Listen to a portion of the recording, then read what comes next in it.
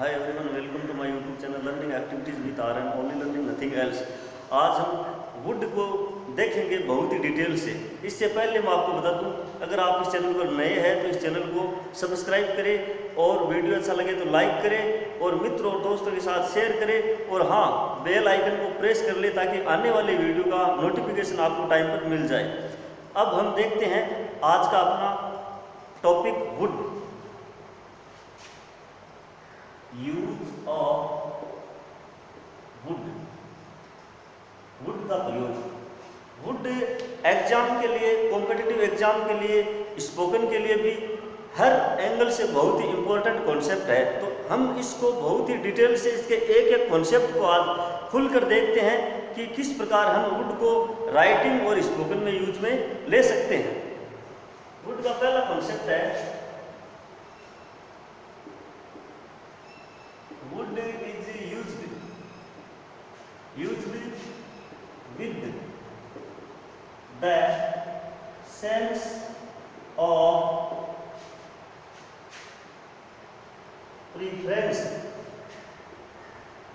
preference or choice. Wood is used with the sense of preference or choice, यानी पसंद या choice, पसंद के भाव को अभिव्यक्त करने के लिए हम वुड का प्रयोग करते हैं। और पैटर्न क्या होगा? Subject plus would rather, would rather plus V1 plus than plus V1 plus otherwise. ये जो पैटर्न है ये एग्जाम के लिए बहुत ही इंपॉर्टेंट पैटर्न है। इस पैटर्न से अक्सर कॉम्पिटिटिव एग्जाम में, चाहे वो बैंक का एग्जाम हो, एसएससी का एग्जाम हो, रेलवे का एग्जाम हो, यूपीएससी का एग्जाम हो, बोर्ड एग्जाम का पैटर्न हो, इस पैटर्न से मोस्टली क्वेश्चन पूछे जाते हैं। इसलिए आप इस पैटर्न को मान लो VI, इंपॉर्टेंट कॉन्सेप्ट है सभी एग्जाम्स के लिए और जो व्यक्ति इंग्लिश सीखना चाहते हैं उनके लिए भी। ये जो पैटर्न है ये इंपॉर्टेंट है। जैसे मान लीजिए कि ये अपना स्ट्रक्चर है, हम सेंटेंस बनाएंगे तो किस प्रकार बनेगा? She would rather, she would rather read a book then watch a movie. She would rather read a book than watch a movie. यानी वो एक मूवी देखने की बजाय पुस्तक पढ़ना पसंद करेगी। यानी किसी चीज को हम ज्यादा पसंद करते हैं कि अपेक्षा ज्यादा पसंद करते हैं कि बजाय ज्यादा पसंद करते हैं, वहां हम वुड रादर का प्रयोग करते हैं। और हाँ, वुड रादर के बाद कभी टू नहीं आता है और देन के बाद V1 का प्रयोग किया जाता है। तो इस कॉन्सेप्ट को आप ध्यान से देखना। दूसरा एग्जाम्पल और देखिए कि I would rather die than beg. यानी मैं भीख मांगने की बजाय मरना पसंद करूंगा। I would rather die than beg. और एक एग्जाम्पल और देखिए, you would rather share than like. यानी आप लाइक करने की बजाय आप इसे शेयर करना पसंद करोगे। I would rather speak English than listen it. मैं अंग्रेजी सुनने की बजाय बोलना पसंद करूंगा। आई, चौथा sentence, I would rather speak English than listen it. मतलब मैं अंग्रेजी सुनने की बजाय बोलना पसंद करूंगा। मतलब किसी चीज को हम ज्यादा पसंद करते हैं, से ज्यादा पसंद करते हैं, वहां हम वुड रादर का प्रयोग करते हैं। और ये कॉन्सेप्ट है, ये एग्जाम के लिए इंपॉर्टेंट है, इसलिए शेयर कीजिए सबके साथ, पूरे भारत में फैलाना है इस कॉन्सेप्ट को। अब हम देखते हैं कॉन्सेप्ट, इसी कॉन्सेप्ट का नेक्स्ट, इसी पैटर्न से कॉम्पिटिटिव एग्जाम में एक और पैटर्न निकलता है, जहां सब्जेक्ट वुड रादर की जगह आता है वुड शुनर प्लस इसके बाद में सब्जेक्ट आता है, सब्जेक्ट वुड शुनर प्लस सब्जेक्ट, फिर V2 का प्रयोग किया जाता है, V2 का प्रयोग किया जाता है प्लस अदरवाइज, जैसे I would sooner you win the match, I would sooner you win the match. तो क्या ये सेंटेंस करेक्ट है? No, this sentence is wrong. कैसे कि हम सब्जेक्ट के बाद में वुड सुनर का प्रयोग करते हैं और वुड सुनर के बाद सब्जेक्ट आएगा, आ गया, उसके बाद में V2 आएगा, तो यहाँ क्या आएगा, विन का क्या हो जाएगा, won. I would sooner you won the match, I would sooner you spoke English, I would sooner you learned English, I would sooner you share this video, I would sooner you share this video। अब हम देखते हैं concept number 2, number 2।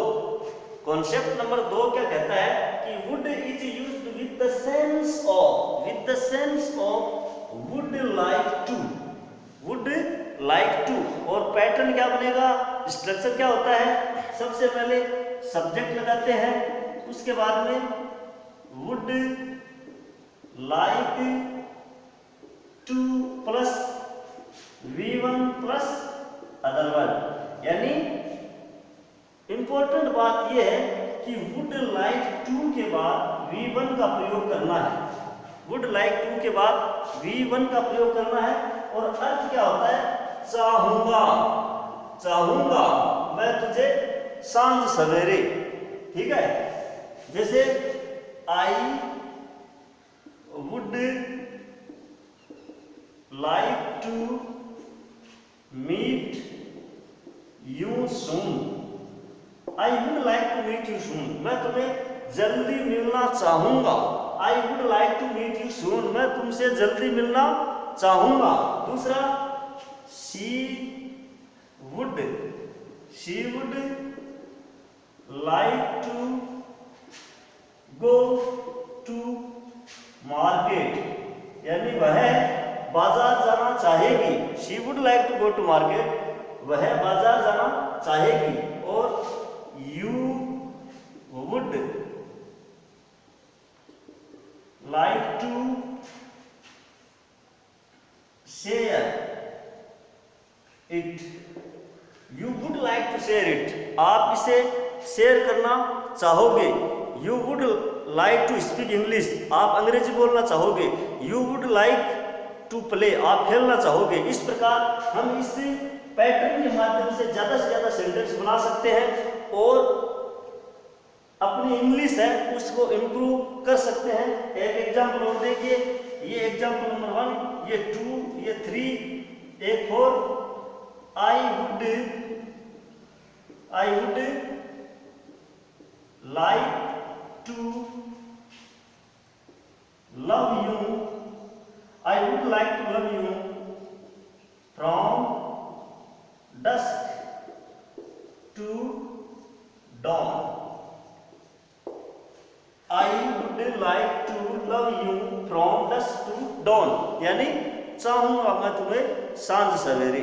Okay, ये phrase है dusk to dawn, evening to morning. अब हम देखते हैं कॉन्सेप्ट नंबर 3। कॉन्सेप्ट नंबर 3 क्या कहता है कि would is used with the sense of polite request, यानी विनम्र निवेदन के भाव का सेंस के लिए हम वुड का प्रयोग करते हैं। और ध्यान रखिए, हमने आपको कुड में बताया था कि कुड से हम पोलाइट रिक्वेस्ट कर सकते हैं, वुड से भी कर सकते हैं, लेकिन स्पोकन के लिए तो कर सकते हैं, लेकिन एग्जाम्स क्लियर करने के लिए हमें इस जो डिफरेंस है इसका कॉन्सेप्ट पता होना चाहिए कि एग्जाम को क्लियर हम किस प्रकार कर सकते हैं। अगर वुड से रिक्वेस्ट का भाव आएगा तो सेंटेंस का पैटर्न क्या होगा, और वुड से रिक्वेस्ट का पैटर्न आएगा तो सेंटेंस का पैटर्न क्या होगा। इस प्रकार हम देखते हैं दोनों में अंतर क्या है। सबसे पहले हम वुड लगाते हैं, उसके बाद में सब्जेक्ट, उसके बाद में V1 plus other verb question mark. यही पैटर्न कुड का है।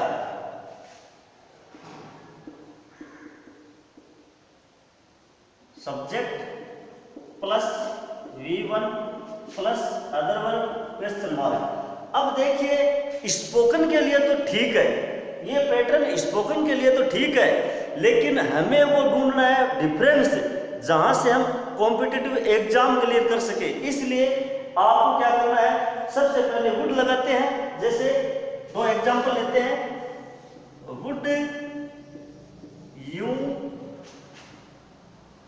Help me, would you help me, और कुड यू हेल्प मी।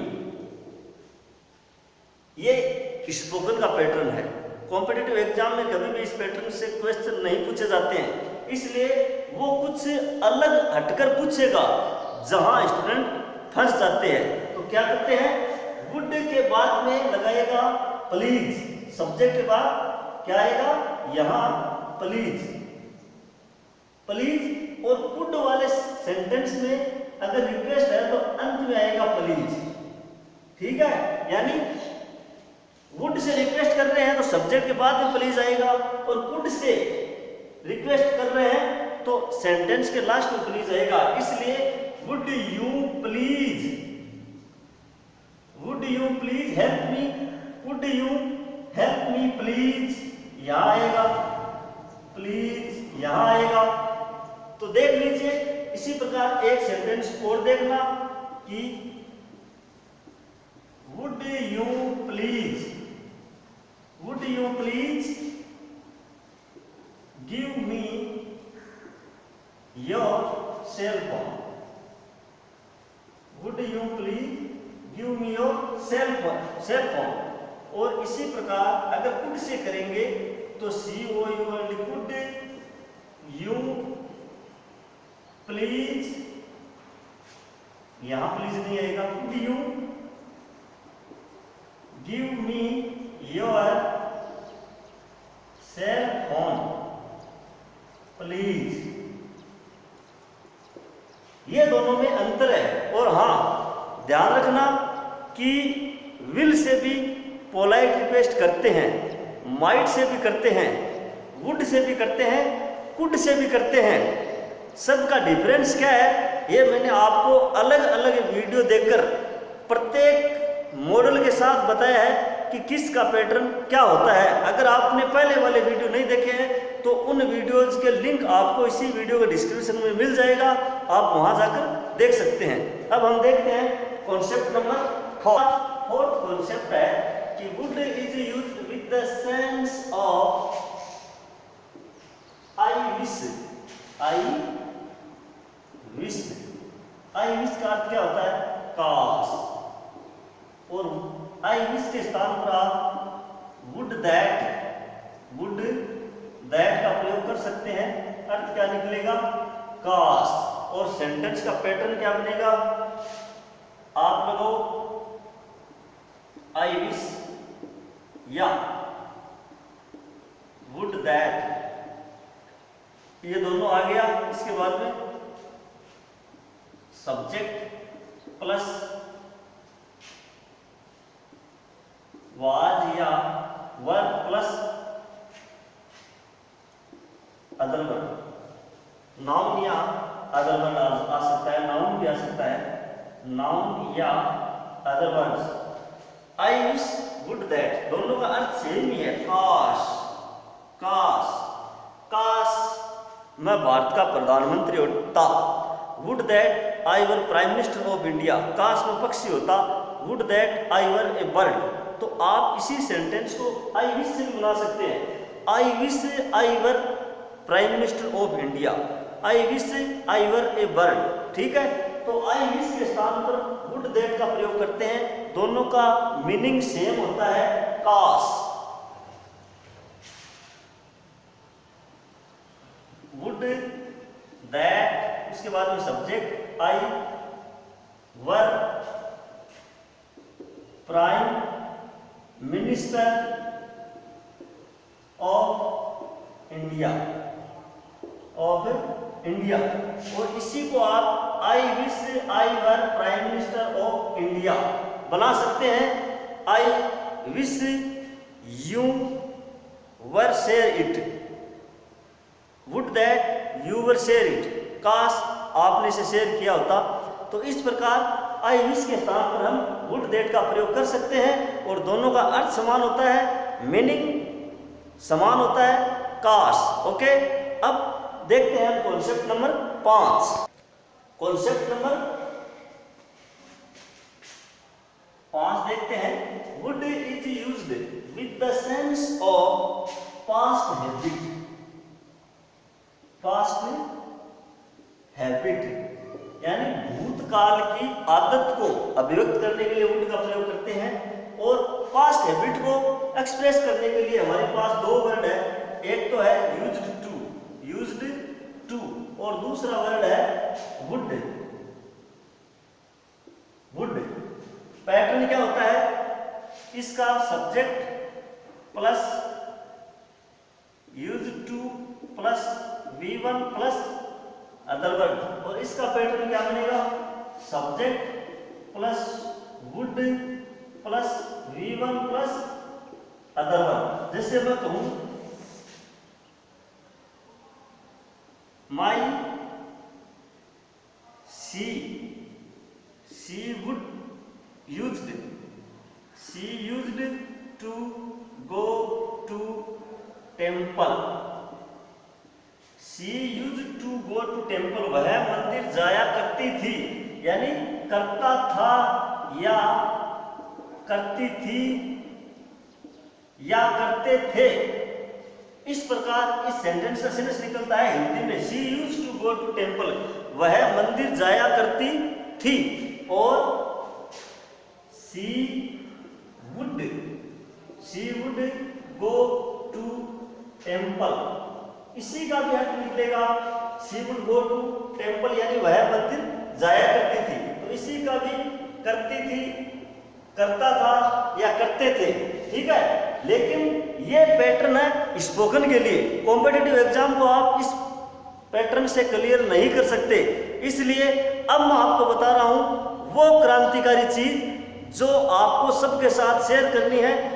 जो भी व्यक्ति या जो भी स्टूडेंट्स बोर्ड एग्जाम की तैयारी कर रहे हैं, जो व्यक्ति अंग्रेजी सीखना चाहते हैं, राइटिंग करना सीखना चाहते हैं, या ऐसे व्यक्ति जो बैंक एग्जाम्स की तैयारी करते हैं, रेलवे एग्जाम्स की तैयारी करते हैं, एयरफोर्स की तैयारी करते हैं, या CGL वगैरह एग्जाम की तैयारी करते हैं, उन सब के पास आपको ये सूचना जरूर पहुंचानी है, so that they can benefit from it, ताकि उनको भी इसका लाभ मिल सके।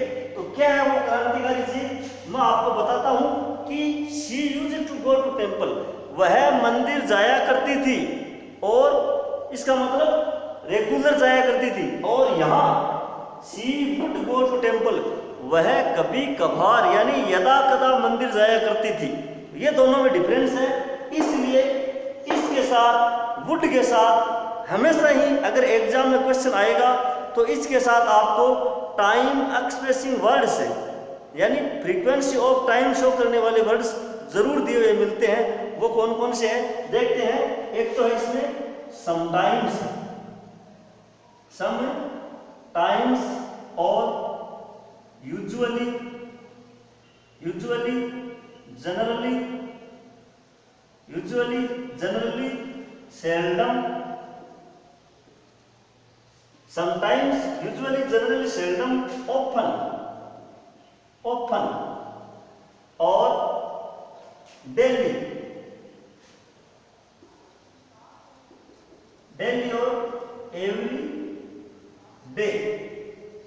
और एवरी डे, ये शब्द है, जैसे समटाइम्स है, यूजुअली है, जनरली है, सेल्डम है, ऑफन है और डेली और एवरीडे। ये टाइम एक्सप्रेसिंग वर्ड्स है, फ्रीक्वेंसी ऑफ टाइम शो करते हैं। ये हमेशा ही गुड वाले सेंटेंस में दिए हुए होते हैं। एग्जाम वाले पैटर्न में, कॉम्पिटिटिव एग्जाम में कभी भी इस पैटर्न से क्वेश्चन नहीं आता है और ना ही इस पैटर्न से क्वेश्चन आता है। अगर कॉम्पिटिटिव एग्जाम में प्रश्न आते हैं तो उनके साथ टाइम एक्सप्रेसिंग वर्ड्स जरूर दिए होते हैं, जैसे समटाइम्स है, यूजुअली है, जनरली है, सेल्डम है, ऑफन है, डेली है और एवरीडे है। और इनमें भी एक अंतर है कि ये जो वर्ड्स है, जैसे समटाइम्स है, यूजुअली है, जनरली है, सेल्डम है, ऑफन है और इसमें आप ऑलवेज भी ले सकते हैं, हमेशा। ये हमेशा ही वुड के बाद प्रयोग में लिए जाते हैं। ये हमेशा ही वुड के बाद यूज में आते हैं, सेंटेंस में वुड के बाद आते हैं। लेकिन डेली और एवरीडे जो है ये हमेशा ही सेंटेंस के लास्ट में, ये शब्द हमेशा ही सेंटेंस के लास्ट में आएगा, डेली और एवरीडे। और ये जो वर्ड है इनको बोलते हैं frequency of time expressing words,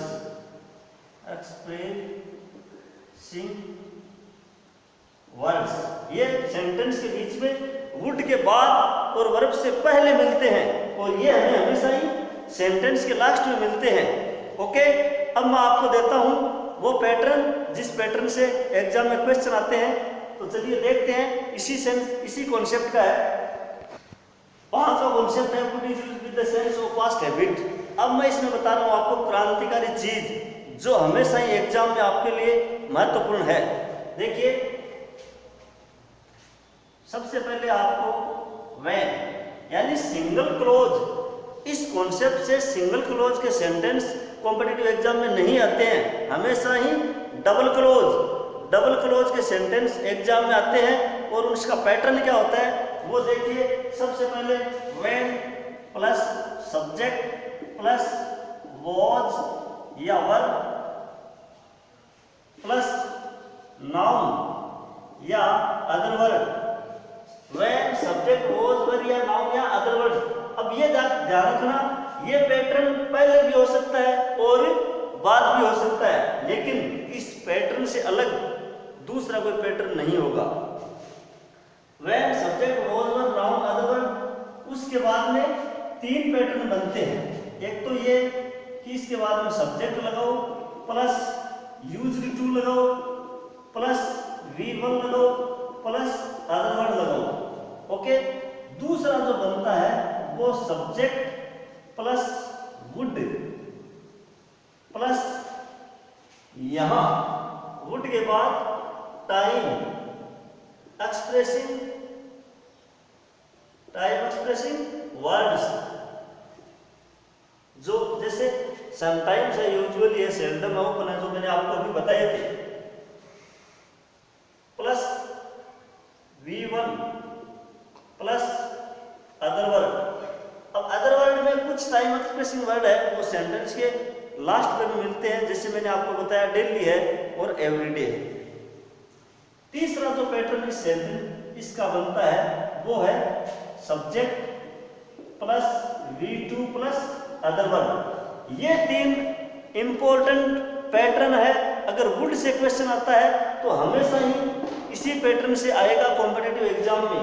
तो इस पैटर्न को आप कहो रेगुलर पैटर्न, जो काम रेगुलर होता है। जैसे जब वह जवान थी वह रोज मंदिर जाया करती थी। When she was young, she used to go to temple. When she was young, she used to go to run. जब वह जवान थी रोज दौड़ा करती थी। जब मैं 16 वर्ष का था मैं अंग्रेजी बोला करता था। When I was 16 I used to speak English। Okay, अब हम देखते हैं इस पैटर्न वाले, इसको बोलते हैं इरेगुलर पैटर्न। इरेगुलर यानी जो काम कभी कभार होता है। जैसे मैं कहूं, जब मैं 16 वर्ष का था तो मैं कभी कभार अंग्रेजी बोला करता था। When I was 16 I would sometimes speak English। When I was 16 I would sometimes speak English। और जब मैं ऐसा कहूं कि जब मैं 16 वर्ष का था तो मैं रोज अंग्रेजी बोला करता था, तो When I was 16 I would speak English daily। ठीक है, इस प्रकार ये पैटर्न इरेगुलर दिखाता है। और ये जो पैटर्न है ये नॉर्मल पैटर्न होता है, जिसको हम पास्ट इंडेफिनिट टेंस में यूज में लेते हैं, सब्जेक्ट V2 और V3। जैसे मैं कहूं कि जब मैं अमेरिका में था, मैं रोज जब मैं अमेरिका में था तो मैं चाय के साथ नाश्ता लिया करता था। When I was in America I used to take tea with breakfast। और मैं ऐसा कहूं कि जब मैं अमेरिका में था तो मैं कभी कभार चाय के साथ नाश्ता लिया करता था। तो When I was in America I would take tea with breakfast daily every day। When I was in America I would sometimes take tea with breakfast। जब मैं अमेरिका में था तो मैं कभी कभार चाय के साथ नाश्ता लिया करता था। और तीसरा पैटर्न क्या है, जब मैं अमेरिका में था तो मैंने चाय के साथ नाश्ता लिया। When I was in America I took tea with breakfast। Okay, तो ये एग्जाम्पल है, आप नोट डाउन कर लीजिए। और हाँ, प्रत्येक कॉन्सेप्ट को आपको नोट डाउन करना है और वीडियो को ज़्यादा से ज़्यादा सबके साथ शेयर करना है। तो हम देखिए एग्जाम्पल पहले का, When I was in America I used to take tea with breakfast।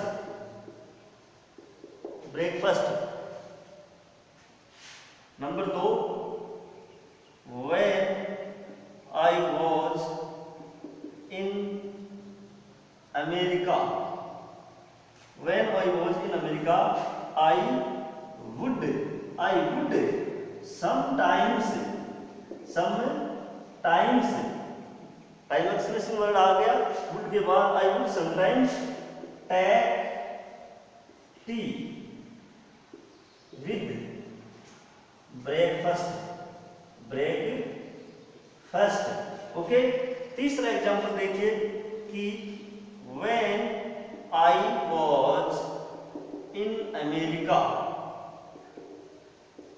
I took tea with breakfast।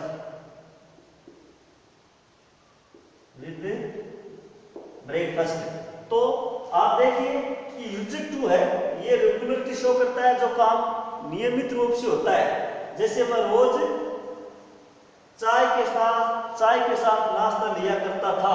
और जब मैं अमेरिका में था मैं कभी कभार चाय के साथ नाश्ता लिया करता था, मतलब इरेगुलरिटी शो करता है। और जब मैं अमेरिका में था मैंने चाय के साथ नाश्ता लिया, ये नॉर्मल है सेंटेंस, जिसको हम पास्ट सिंपल या पास्ट इंडेफिनिट टेंस में यूज में लेते हैं। ठीक है, अब मैं उम्मीद करता हूं आपने कॉन्सेप्ट अच्छी तरह से समझ लिया है। अब हम देखते हैं कॉन्सेप्ट नंबर 6 नंबर कॉन्सेप्ट है कि would is used with conditional sentences, यानी शर्त वाले वाक्य में वुड का प्रयोग करते हैं। वुड का जो कॉन्सेप्ट है वो बहुत अपने आप में बड़ा कॉन्सेप्ट है, एग्जाम के लिए भी और स्पोकन के लिए भी। इसलिए आज का वीडियो थोड़ा लंबा बनने वाला है, लेकिन आप निश्चित रहो कि आज हम वुड के कॉन्सेप्ट को बारीकी से समझेंगे, प्रत्येक कॉन्सेप्ट को देखेंगे। तो देखते हैं concept number 6, would is used with conditional sentences. शर्त वाले वाक्य में वुड का प्रयोग होता है। पैटर्न क्या होता है वो देखते हैं। सबसे पहले कंडीशनल सेंटेंसेस मोस्टली इफ से शुरू होते हैं, तो if plus subject plus V2 plus other word, दो क्लोज होते हैं कंडीशनल सेंटेंस में, दो क्लोज होते हैं। एक को प्रिंसिपल क्लोज बोलते हैं और दूसरे को सबऑर्डिनेट क्लोज बोलते हैं। अगर आप इस क्लोज को देखोगे तो अगले वाले क्लोज में कौन सा पैटर्न आएगा?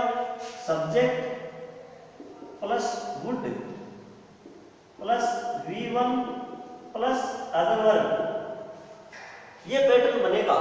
अगर प्रिंसिपल क्लोज इफ से शुरू हो रहा है, V2 आ रहा है, तो आने वाले क्लोज में वुड प्लस V1 आएगा, आने वाले क्लोज में वुड प्लस V1 आएगा। दूसरा क्या है pattern? If plus subject plus were plus other words, तो आने वाला क्लोज क्या बनेगा? Subject plus would plus V1 plus other word, यानी यहाँ V2 आ रहा है और पैटर्न वुड प्लस V1 बन रहा है। यहाँ भी वर्ड जो है ये V2 की तरह कार्य कर रहा है, लेकिन मैंने आपको अलग से इसलिए बताया कि कहीं आपको ऐसा ना लगे, आपको कोई डाउट्स ना रह जाए आपके, तो आपके डाउट्स को क्लियर करने के लिए मैं ये पैटर्न अलग से दे रहा हूँ। नंबर 3 जो है पैटर्न वो क्या है? Subject plus if plus subject plus head plus V3 plus other word, ये प्रिंसिपल क्लोज है। क्योंकि कंडीशनल सेंटेंस दो क्लोज से मिलकर बनते हैं, एक में शर्त दी हुई होती है और दूसरे में उसका परिणाम दिया हुआ होता है। और उस स्थिति में सेंटेंस का पैटर्न क्या होता है? पहला पैटर्न ये है, अगर एक क्लोज में इफ सब्जेक्ट हेड V3 दिया हुआ है, तो आने वाले क्लोज का पैटर्न क्या बनेगा? सब्जेक्ट लगाएंगे प्लस वुड लगाएंगे प्लस हैव लगाएंगे प्लस V3 लगाएंगे प्लस अदर वर्ड लगाएंगे। ओके, अब देखते हैं चौथा concept, concept number 4, had in the beginning of the sentence. वाक्य के प्रारंभ में पहले क्लोज में हेड अगर शुरू में दिया हुआ है और उसके बाद सब्जेक्ट दिया हुआ है प्लस यहां V3 दिया हुआ है प्लस अदर वर्ड दिया हुआ है, तो यहां हेड का अर्थ क्या निकलेगा? काश, काश, head subject V3 other word, तो आने वाले क्लोज का पैटर्न क्या बनेगा? Subject plus would plus have plus V3 plus other words. Okay, head subject V3 other word, ये 4 पैटर्न है जिसका प्रयोग कंडीशनल सेंटेंस में वुड के साथ किया जाता है। और वुड का कॉन्सेप्ट इनसे अलग हटकर कंडीशनल सेंटेंसेस में नहीं होता है। इसलिए एक बात और, ये शो करता है जस्ट पास्ट को, जस्ट पास्ट को, और ये जो पैटर्न है ये मोर पास्ट को शो करता है और हिपोथेटिकल कंडीशन, ठीक है, काल्पनिक स्थिति दिखाता है। हिपोथेटिकल कंडीशन या सिचुएशन, ओके, शो करता है। ये जस्ट पास्ट, ये मोर पास्ट और हिपोथेटिकल कंडीशन के लिए होता है। ये है हमारे सेंटेंस स्ट्रक्चर्स। पैटर्न की प्रिंसिपल क्लोज का और सबऑर्डिनेट क्लोज का पैटर्न क्या होता है, अब आप देखिए प्रत्येक पैटर्न का एक एक example.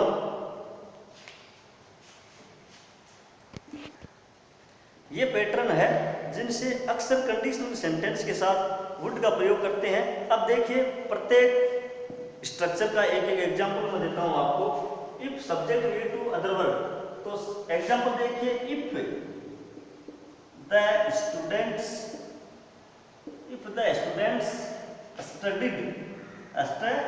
studied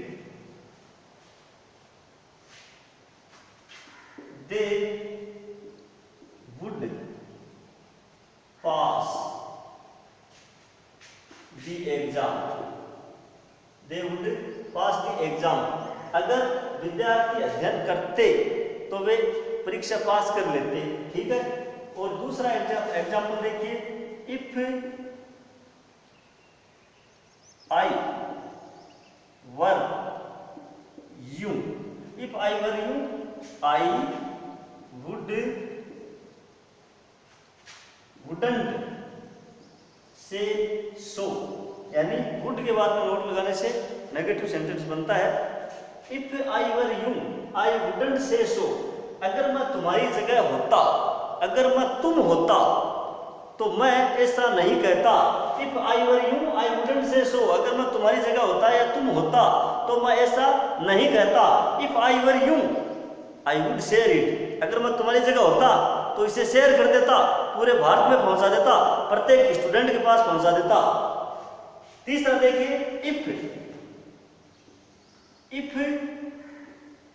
the students had studied,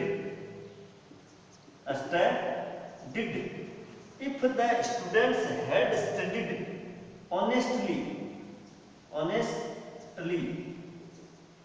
they would have succeeded। अगर विद्यार्थी ईमानदारी पूर्वक अध्ययन करते तो वे पास हो सकते थे, तो वे पास हो जाते, ठीक है। इसी प्रकार ये सेंटेंस देखिए, had the students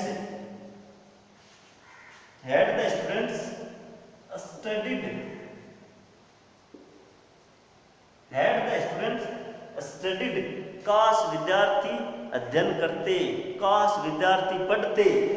had the students studied, यहां हेड का अर्थ क्या है, काश। They would have succeeded,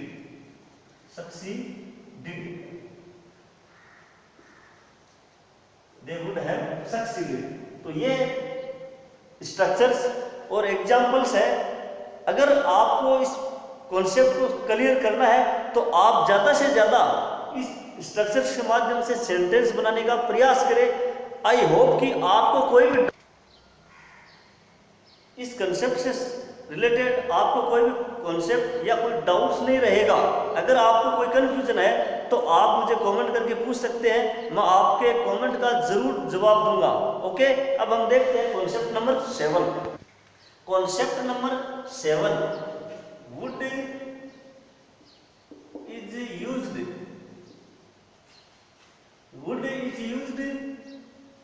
in place of will in indirect speech. ये तो कॉन्सेप्ट नॉर्मल है, हम सभी जानते ही हैं कि इनडायरेक्ट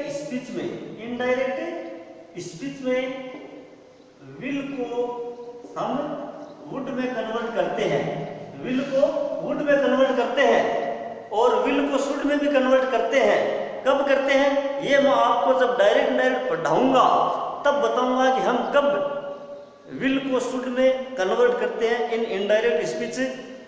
अभी हम देखते हैं ये कंसेप्ट, जैसे he said he will go there, he said he will go there, उसने कहा कि वह वहां जाएगा। तो ये डायरेक्ट स्पीच है। अगर हम इसको इनडायरेक्ट स्पीच में कन्वर्ट करते हैं तो किस प्रकार लिखेंगे, he said that he would go there। Number 2, she said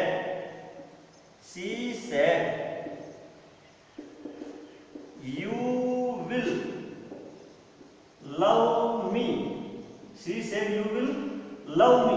तो इसको किस प्रकार करेंगे इनडायरेक्ट में convert, she said that he would love her. He said I will share it. He said that I would share it. Okay, now thank you. आज का हमारा would का कॉन्सेप्ट यही समाप्त होता है। अब मैं आपको बताऊं, अगर आपको ये दी गई जानकारी अच्छी लगी तो आप इसे प्रत्येक स्टूडेंट्स तक पहुंचाने का प्रयास करें। जो भी स्टूडेंट्स आपके कॉन्टेक्ट्स में है, चाहे वो गांव का हो, ढाणी का हो, शहर का हो, कस्बे का हो, कहीं की भी क्यों ना हो, प्रत्येक स्टूडेंट के पास ये जानकारी जरूर पहुंचानी है ताकि सब अंग्रेजी सीख सके, सब अंग्रेजी बोल सके और किसी को अंग्रेजी बोलने और लिखने में कोई कठिनाई नहीं होनी चाहिए। Okay, now thank you. जय हिंद, जय भारत।